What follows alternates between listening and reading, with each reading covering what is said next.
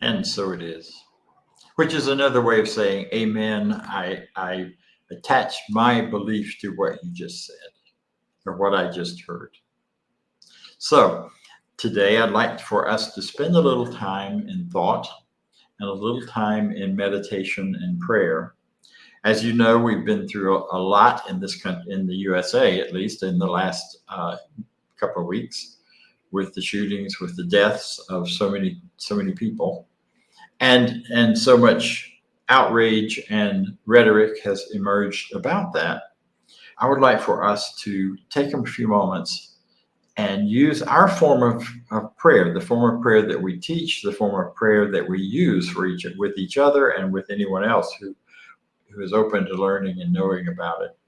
And we're going to do that with my guiding you a bit in thinking about some things, as well as in actual speaking some words that hopefully will bring some peace. One of the things we know is that our individual versions of life, our individual consciousness, is unique, is linked with the whole, with the universal. And I'll talk more about that when we get to the talk. So that when I pray and when you pray, or when I do it, what we call a spiritual mind treatment, which is our version of prayer, we are affirming truth, we are standing in truth, and we are making sure that that truth is what we really believe. And embracing it, it awakens it within us.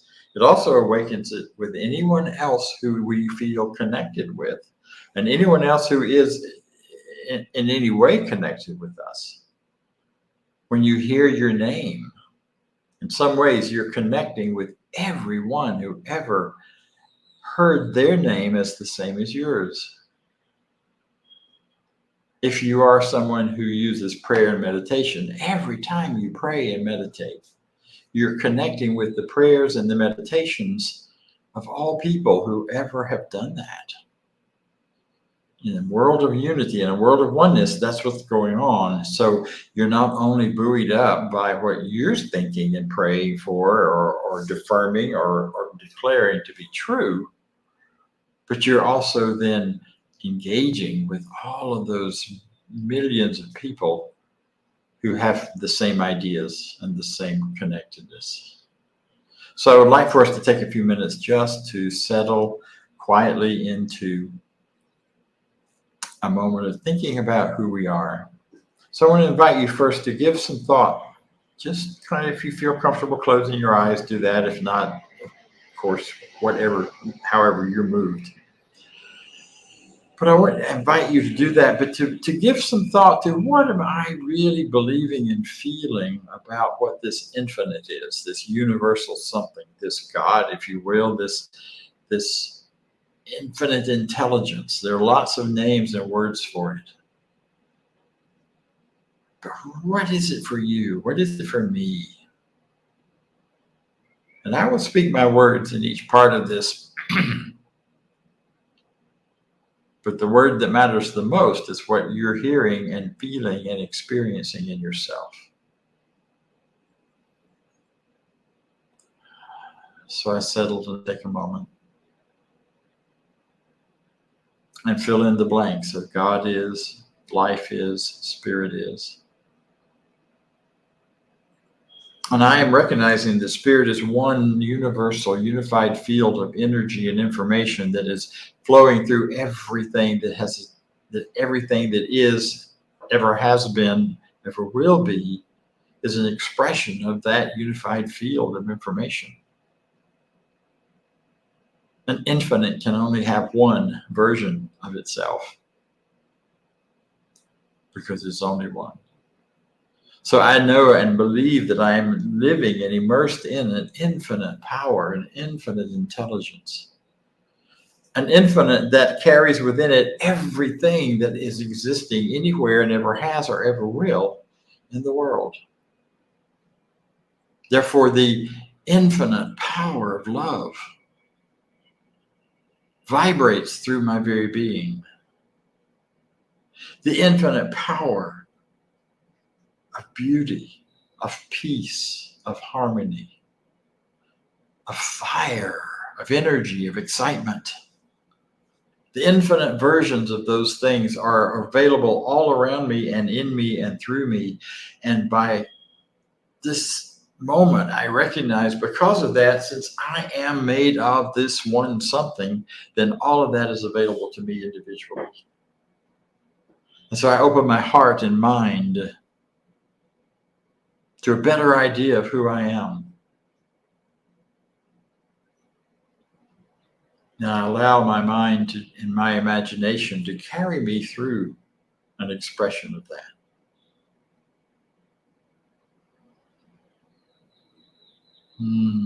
Great peace and great power.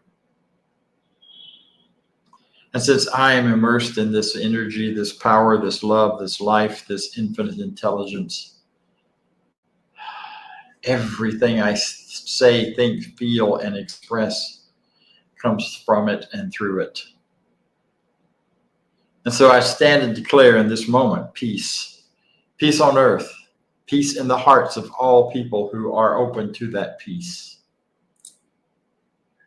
I declare for myself and others a great sense of love and compassion for those who have been through trauma and pain this week and any week.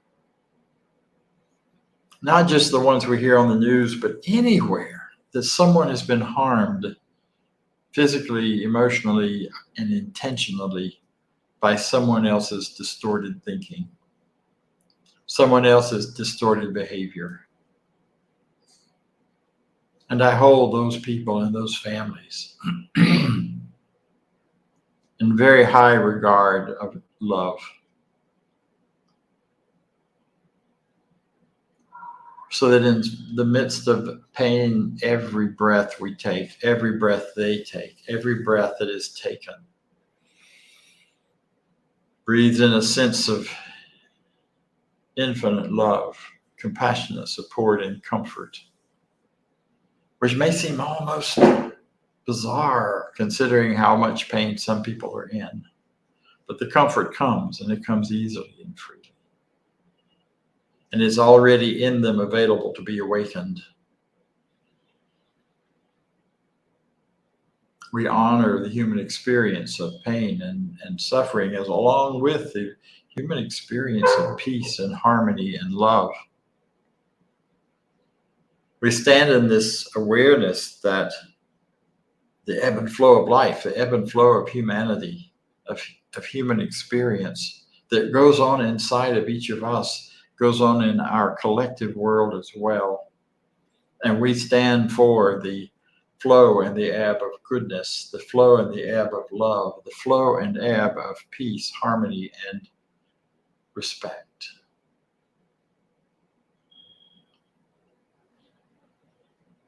Any ideas that may have floated through my mind of blame and harm and who should be attacked and who should pay and which group is right and which group is wrong or who's responsible or who isn't, I let all of that go as I settle into this infinite field of love and harmony and peace. And I see that peace and harmony applied to all of those situations, including applied to the very idea of it no longer occurring on our planet. Of human beings awakening and finding that attachment and key that allows us to lovingly honor and respect all differences of opinion, of thought, of characteristics, of self-identity, all of those differences. I see them surrounded and filled with love. And as I do, I feel within me this energy of direction, this energy calling me forth to action. And I listen to that within me and take the action I'm called to do. Plan on it. Look forward to it. Know that as this call to action is coming from within me, God itself will make the opportunity and will present the places and ways for me to take action. Out of love, out of compassion, out of a desire for a better world. And so knowing this with ease, with grace, I fall into great gratitude. Gratitude that we live in a world where we can speak to each other, where we can communicate like this over time and space in an experiential, concrete way. The mystics have been doing this for eons, and now everybody can do it. I'm so grateful for that. I'm grateful that we live in a world where we can know each other and love each other and respect each other regardless of who we are, where we can hear and see what's happening in our lives in various parts of the world. I'm grateful that we live in a universe that responds to us according to our belief. And as I choose my belief in love and the power of love and the power of spiritual mind treatment and the power of knowing the truth, I'm grateful that the whole of the universe says yes. Yes to my intention and yes to my desire. Knowing that this is so, knowing that this is how it is for me and for anyone who even considers the possibility of it being true and real. And that's confidence and that gratitude. I can release this treatment now, allowing it to be the truth because it already is the truth in the mind that is the infinite intelligence. So I can let it be, and so it is. And as we carry this theme forward, we hear the words of the song by Harold Payne, Love When.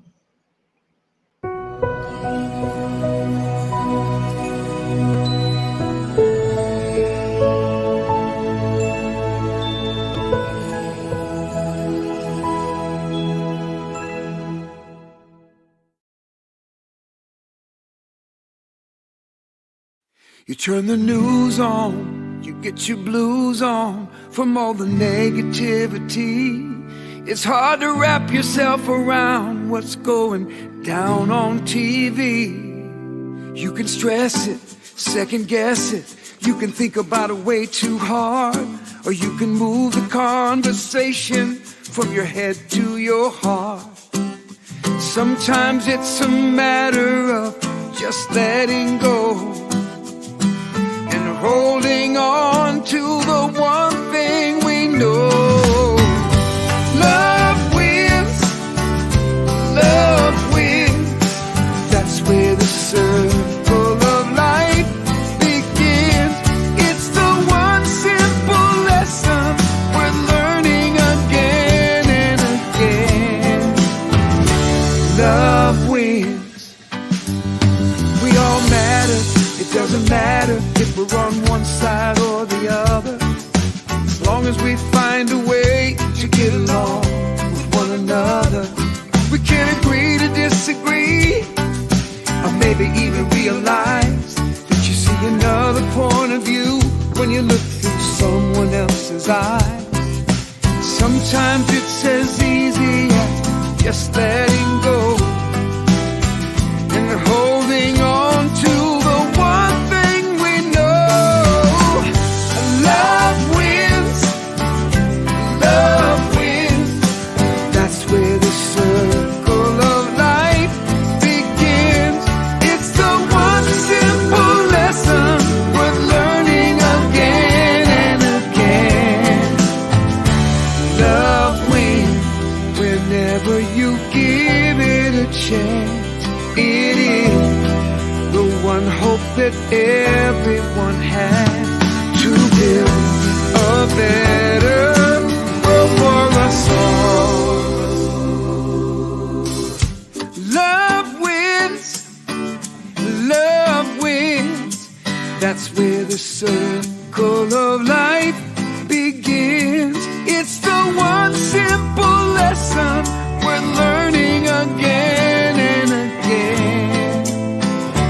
Love wins, that's where it all begins. Love wins, we learn it again and again. Love wins, that's where it all begins. Love wins, we learn it again and again. Love is the lesson. Love wins, that's where it all begins.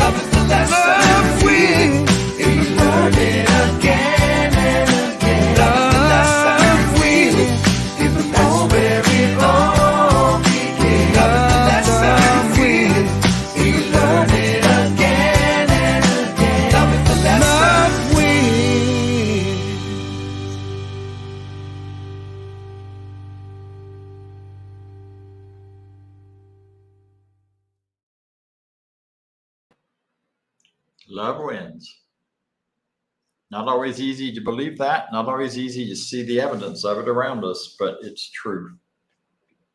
And it's real. So when I was a kid growing up, I absolutely loved living near the water and watching the tides come and go. I lived in a part of Florida that was really, really, really flat. Of course, all of Florida is flat by most standards, but that part of Florida was particularly so. And the county I grew up in was mostly swamp. About, I don't remember now, something like 68% was swamp. And the swamp bled into the marshes, which bled into the Gulf of Mexico. And so there were no beaches. But it was amazing to watch the tides come and go, because when the tide would go out, there would be large areas, thousands of acres, hundreds of acres, maybe, I don't know, that were now above the water, out of the water. And you'd see all this mud and marsh and stuff that looked kind of lifeless, except you'd every so often see something crawling around in it. But then once the water started coming in and it started coming up, you'd see all the little critters coming out of their little holes and coming out of the edges of the marsh and around the base of the marsh. And it just took on a whole new life. And then the tide would go back out. And you know, when the tide was out, those critters were still there and they were still alive and life was going on. It just looked different on the outside. It looked different. Yeah. So as we look at this week's news, this week's trauma, this week's horror, for me it was a horror. I have no, it takes a lot of work for me to get to a place of peace around these kinds of horrible things, especially where children are involved. And you know, I've seen some things on the internet and video and Facebook and all those places where we see all these things that have encouraged people not to go back, not to find peace, not to find love, not to find peace, because that's not real spirituality. The truth is, it is. Because one can find peace, one can find harmony, one can find a place to stand, a place to rest in the midst of it that includes discontent, that includes spiritual motivation and guidance toward expressions that will change what's actually going on in the world on the outside. This teaching is about creating a world that works for everyone. And it's all about doing that from the inside out. CSL, the organization, that is our motto, creating a world that works for everyone, that recognizes the spiritual magnificence of each person. That's a tall order. I expect we'll be working on that one for a long time to come. And yet we're seeing, and we're determined to see, change and movement in the direction of a world that works for all, for everyone. So what do you do? Where do the answers lie? How do you find your way through this? And I'm mostly talking today, not preaching at you. Not that I choose ever to do that, but sometimes I do get wound up. But my point in this saying that is I really want a conversation. It's time for us to start talking about the business of creating a world that works for everyone and our individual parts in it and how that fits with the whole. We are part of a universal that we are connected to forever, can't disconnect from it, even in death, because in death we simply go to another form, to another phase, to another shape, but we're still full spiritual beings as part of that infinite, that universal. So what do we do? How do we do this? Where do we put in our energy, our attention, and our lives? You know, and what I know about dealing with the ocean, the Gulf, the Atlantic, whatever ocean you love, is that, you know, even that is interconnected with all of life. I used to think that the tides were about that the ocean was sloshing back and forth because of the spin of the earth. It just made sense because I'd seen it happening. And then later I learned, no, not sloshing, because it goes up on the various shores and back to the center. It's going this. back to the center, out and back, and out and back. Because of the pull of the moon, because of the interaction between the moon, which is so far away, you think, what?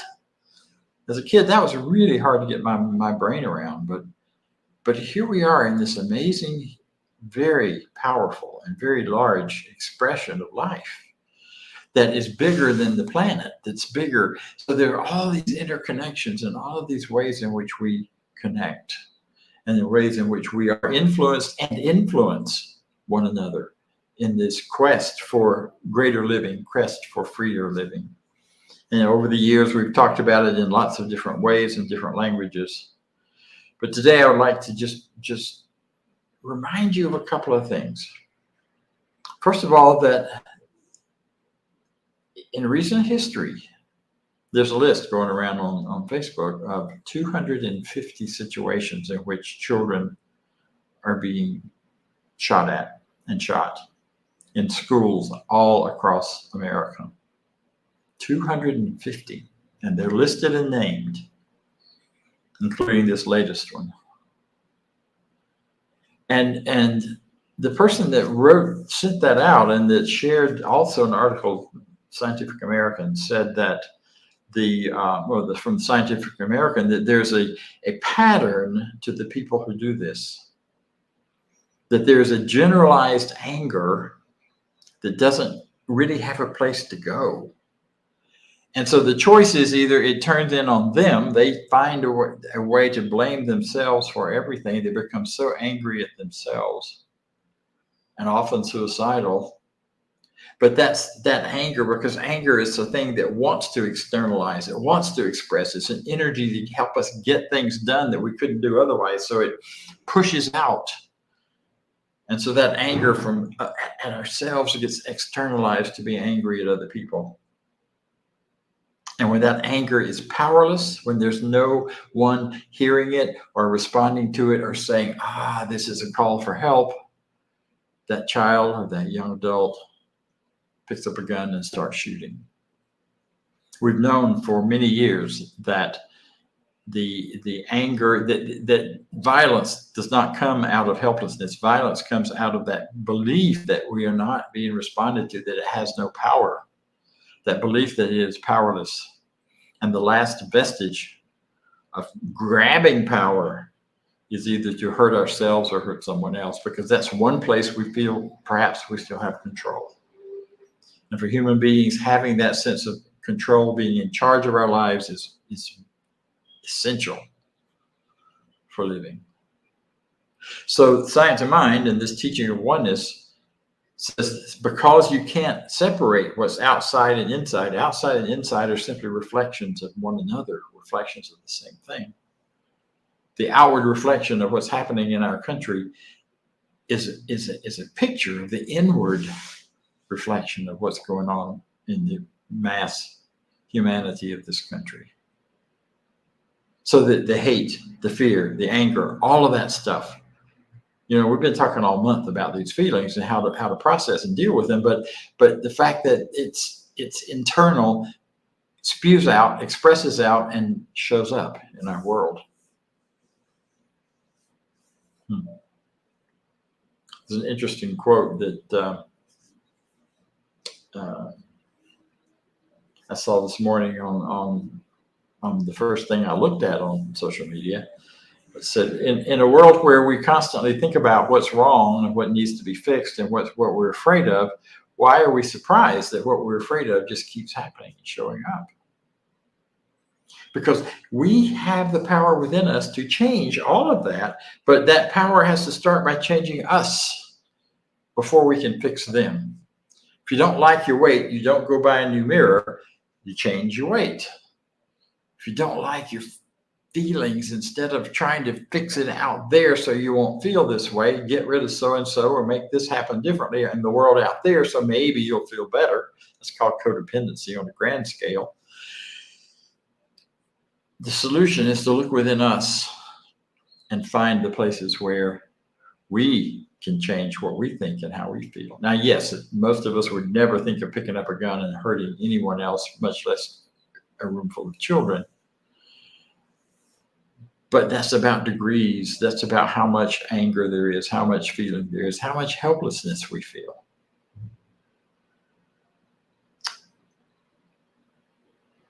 So there's some things we can do within to help with how we're going to do out there. That came from Steve Farrell. He's the one who helped found and continues to carry forward the Humanity team, which is a fascinating process on the web and emails and such. You may want to check it out. There's a lot of wonderful teachers and speakers that are available through that. But he talks about there are some ways that we can self-actualize, and that's an kind of old-fashioned term now, but to self-actualize, not that so that I can be the best, but so that we together can be the best, so that I can actualize a greater idea. I can bring into action, bring into truth, bring into reality my idea of a world where children are protected, where children are held, where children are not harmed in any way, shape, or form, and are certainly protected from one another and other things, and themselves and each other. These guys, folks, mostly guys, all guys, who have done these shootings are average age of 18. Very, in many ways, children themselves. So to find an alternative, to get the antidote, let's look within ourselves and create a better world. And there are basically three parts to that. And the first and really important one is well, they're all important, but the first one is becoming aware of who we really are. Not who the media tells us we are, not who religions, for the most part, tell us who we are. Not, sinners needing to be saved and pulled back. Not evil, violent people, not people divided against ourselves, but who we really are on a deeper conscious level, on a deeper spiritual level, where we know and teach and believe, based on some scientific work as well as long time spiritual truth, that we are part of a unified field. That's the scientific term for it, a unified field of energy and information. Nassim Haramein is one of the scientists working with that idea. And as they study more and more of it, as the quantum physicists are looking at it, all of that, they come back to say there is within every cell of our bodies, embedded at the cellular level, that wholeness, that completeness, that goodness of the all of the capacities, all of the available power, all of the available truth, all of the available love is there and available to all of us at the cellular level. The only way we get into these places is we don't recognize and accept who we are. We aren't aware of it. We've told too many other nonsensical things, and for all kinds of reasons, quite often, but out of good intentions. Rumi said it a different way. Yeah. Rumi said, don't feel lonely. When you feel isolated and alone, the whole universe is inside of you. Stop acting small. You are the universe in motion, like the tides. Set your life on fire. See those who fan the flames. In other words, not fire of rage and anger, but fire of energy and life and truth and goodness. Get fired up about good news, not just bad news. Get fired up about what you believe in and what you want and what you see, not what you don't want and what you don't believe in and what you don't want to see. The whole world right now of algorithms is all about this business of catching our attention, either by fear or anger. So we are bombarded with those things which trigger fear and anger within us. And if we're not careful, we can get the idea that distorted view is the truth of the world. But it's not. Millions of children all across our world are being protected and cared for. That doesn't make it okay for those places where it's not, and those horrible things that are happening. But we need to keep in perspective that in the scale of things, there is still more goodness and love than there is horror and hate. That's why that song is so right on. Love wins. It always does. It's a stronger, bigger force. Hate is a distorted force of anger, and is a distorted force of love misdirected.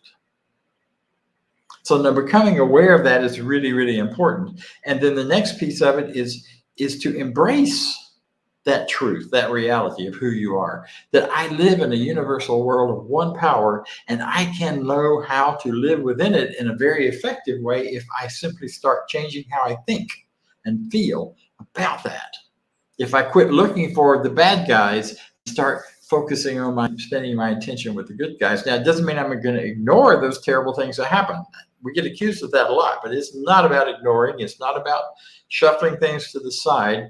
It is about telling the truth when we see it, and embracing, though, that deeper reality of who we are. You know, and sometimes I have some pretty angry stuff goes through me. Sometimes I get pretty frustrated, and this part of me will get triggered at times, and I will look for who should we blame here? Who's responsible? That's the other way to say it. Who's responsible for this?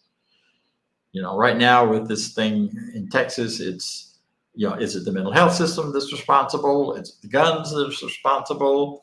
Is it the family that's responsible? Is it the school that's responsible? Everybody's looking to point the blame at somebody else. And yet the truth is, if you have had feelings and anger and wanting to annihilate anybody or anything, and by consciousness, whether you thought about doing it in the physical world or not, then you've participated in it. And the more angry you get at those who disagree, and the more frustrated you get, the more you are embracing duality, two worlds, not one,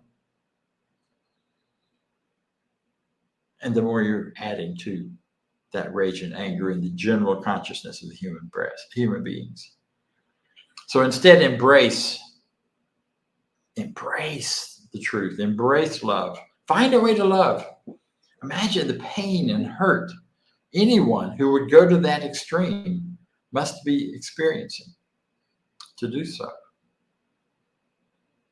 And have compassion and love for them. Not making excuses, not smoothing it over, but at least having compassion and love.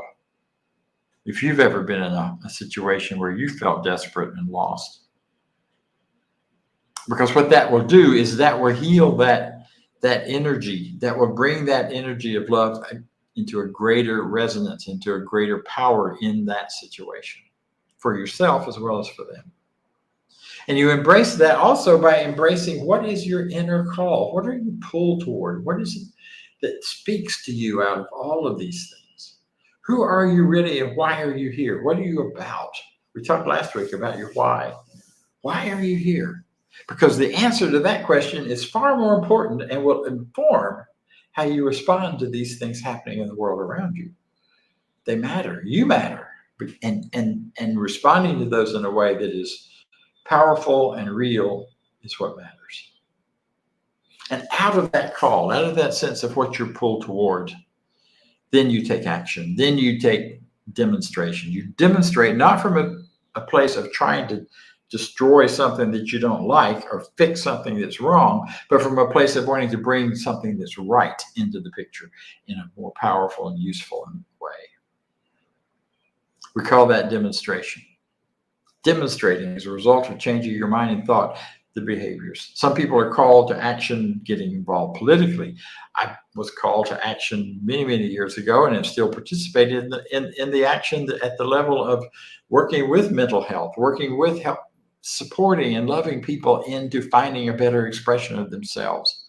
Nothing thrills me more than hearing someone who has shifted out of that self-hate, that self-disregard, that self-damning into a place of self-love, to a place of finding that love that is for themselves, but in loving themselves can love more people as well, and finding power and success and lots of other offshoots from that. It's pretty amazing. In In the Book of Joy, which is Dalai Lama and Desmond Tutu, there is this quote: "The way through the sadness and grief that comes from great loss is to use it as a motivation and generate a deeper sense of purpose." I'm going to read that again. The way through the sadness and grief that comes from great loss is to use it as motivation and generate a deeper sense of purpose. I am in the whole lifetime exploration of what it means to be spiritual and what spirituality is really all about as a result of the great loss of my father when I was 7. Think back about the things that have happened in your life where there was great loss and notice how you were motivated to do something differently. And use that to activate that motivation, to get involved in a way that can change things. Bring greater love. Learn the signs of this with kids. I've been working with teenagers since my very first ministry in 1967. And I still do. I'm going to camp in a few weeks. And I'm like, these young people are so open, and when they're open and so available to know better, and when you learn to see the signs, intervention at that point can make such a huge difference in somebody's life. Intervention of love, intervention of power, intervention of goodness. But it may not be yours. That may not be your call. Listen to what your heart says. Listen to what your inner guidance, your inner voice says as a result of embracing who you truly are. See, you are more than the totality of all your experiences. You are more than your history. You're more than your family history, your racial history, your racial identity, your ethnicity, your gender, or any of that. You are divine, the divine, having a spiritual, physical experience in time and space. Now, that's a big idea, but not too big for us to embrace and find a way to live. It's not about going nuts. It's about standing clearly and fully in the moment with who you are and acknowledge that. Love wins. Harold sang it well. Love wins. But it's got to start with your love for yourself. We can only love other people as much as we love ourselves. We may not recognize the love we have for ourselves, but it's there. And the deeper and clearer we see it, not an egotistical kind of I'm better than you, but true love for ourselves, recognizing and honoring ourselves, allows us the freedom then to recognize and honor others. And that's where the real power is. That's where the success is. The Center for Spiritual Living Midtown is all about that. We're all about supporting each other, teaching skills and spiritual practices that would allow us to multiply in our own minds, in our own hearts, in our own activities, and to live in the midst of all of this chaos without pretending it's not there, but also without being overwhelmed and driven by it. Instead, that which drives us is the commitment to life, the commitment to spirit, the commitment to goodness, and the commitment to a world that works for everyone. This is our truth. We stand with it because we are wonderful, and so are you, and so it is. Thank you. And now let's hear from the amazing Vance Blue, who is a board member and all-around amazing person. Thank you. Go Vance. Thank you, Dr. Bob. What an amazing talk this morning to get us out of our head, into our heart, and loving. And we have an ability to share this around the world with everybody that needs to hear this message. And I want to thank everybody that does contribute, has been contributing, and continues to contribute. And we have an opportunity to do that now. And I just want to remind you of that. So with that, you say our affirmation of prosperity. I live in a universe of abundance. As I freely and joyfully give, I join in the divine flow. And all that I share with life returns to me multiplied abundantly. And so it is. And there's a chance you can use the QR code, or you can go to cslmidtown.org/donate, set up your donation, either a one-time donation or an ongoing donation, whatever works for you. And now, on to announcements. And it's time for everybody's favorite fun game, announcements. Hey, stay in touch with the Center for Spiritual Living Midtown through our newsletter. Get one email a week, letting you stay informed. And please subscribe when visiting YouTube to our YouTube channel. Those subscriptions go a long, long way. And while you're on your social media, why not give us a like and a share on Facebook? Let your friends know what we're doing. Invite them to come watch our services with you. And join us on our Zoom room throughout the week. We offer a variety of Zoom interaction opportunities each and every week here as part of the Center for Spiritual Living Midtown. 10 a.m. Sundays, our discussion group around the 365 Science of Mind book. Every Sunday, 12 noon Sundays, our community fellowship immediately following our Sunday services, and 12 noon on Tuesday, our online empowerment opportunity. The access information remains the same for all of our Zoom experiences. If you need access, please visit cslmidtown.org and you'll find access information on our website. Join us on any of our Zoom opportunities throughout the week. And while you're with us, be sure to connect with one of our professional practitioners. These are folks that are highly trained to support you along your spiritual journey. You can learn more on our website about our professional practitioners. Just head over to cslmidtown.org, click on About and Practitioners. Then you'll see their bios and a way to reach them and learn a little bit more about each of them. And please send us your prayer requests. Click on the Home tab and look for Affirmative Treatment Prayer Requests. Fill out the form, send it off, and get our professional practitioners praying for you each and every day. All right.